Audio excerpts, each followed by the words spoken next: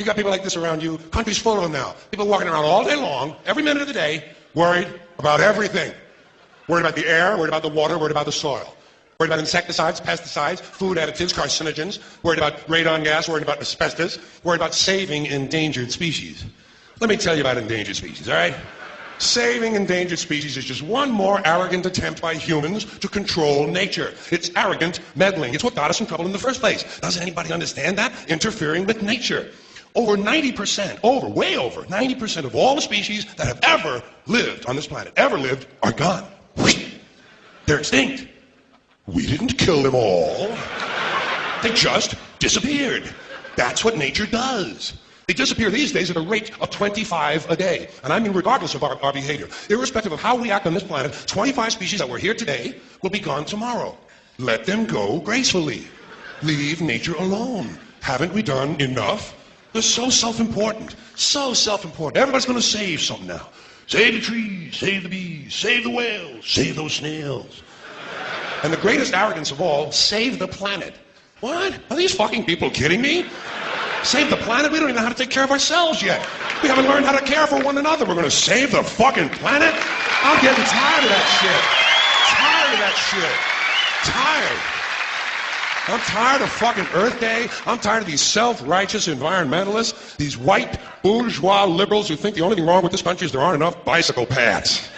People trying to make the world safe for their Volvos. Besides, environmentalists don't give a shit about the planet. They don't care about the planet. Not in the abstract, they don't.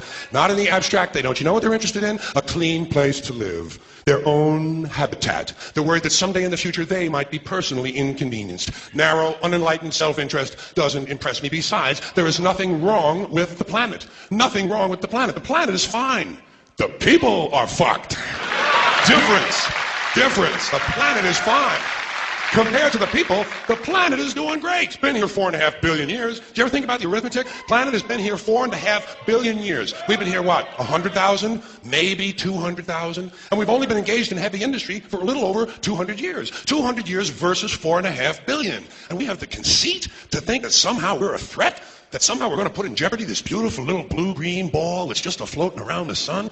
The planet has been through a lot worse than us. Been through all kinds of things worse than us. Been through earthquakes, volcanoes, plate tectonics, continental drift, solar flares, sunspots, magnetic storms, the magnetic reversal of the poles, hundreds of thousands of years of bombardment by comets and asteroids and meteors, worldwide floods, tidal waves, worldwide fires, erosion, cosmic rays, recurring ice ages, and we think some plastic bags and some aluminum cans are going to make a difference?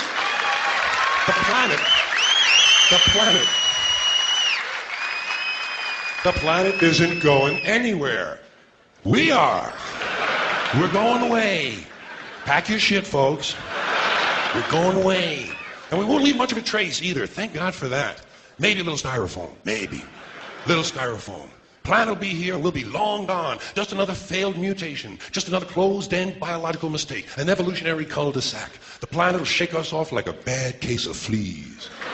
A surface nuisance. You want to know how the planet's doing? Ask those people at Pompeii who are frozen into position from volcanic ash how the planet's doing. Want to know if the planet's all right? Ask those people in Mexico City or Armenia or 100 other places buried under thousands of tons of earthquake rubble if they feel like a threat to the planet this week. How about those people in Kilauea, Hawaii who built their homes right next to an active volcano and then wonder why they have lava in the living room? The planet will be here for a long, long, long time after we're gone, and it will heal itself, it will cleanse itself, because that's what it does. It's a self-correcting system. The air and the water will recover, the earth will be renewed, and if it's true that plastic is not degradable, well, the planet will simply incorporate plastic into a new paradigm, the earth plus plastic. But the earth doesn't share our prejudice towards plastic. Plastic came out of the earth. The earth probably sees plastic as just another one of its children. Could be the only reason the earth allowed us to be spawned from it in the first place. It wanted plastic for itself. Didn't know how to make it. It needed us. Could be the answer to our age-old philosophical question, why are we here? Plastic. Assholes.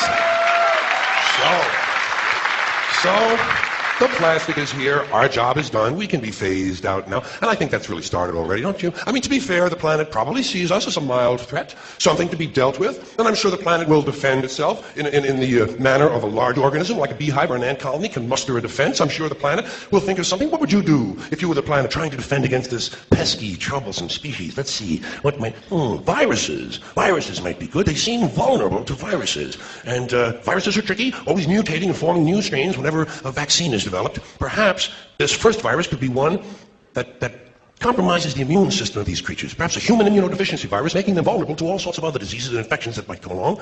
And maybe it could be spread sexually, making them a little reluctant to engage in the act of reproduction. Well, that's a poetic note.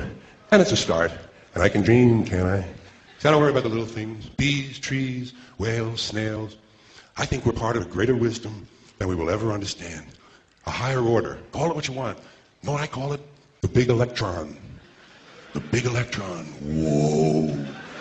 Whoa. Whoa. It doesn't punish. It doesn't reward. It doesn't judge at all. It just is. And so are we. For a little while. Thanks for being here with me for a little while, too. Thank you. Thank you very much.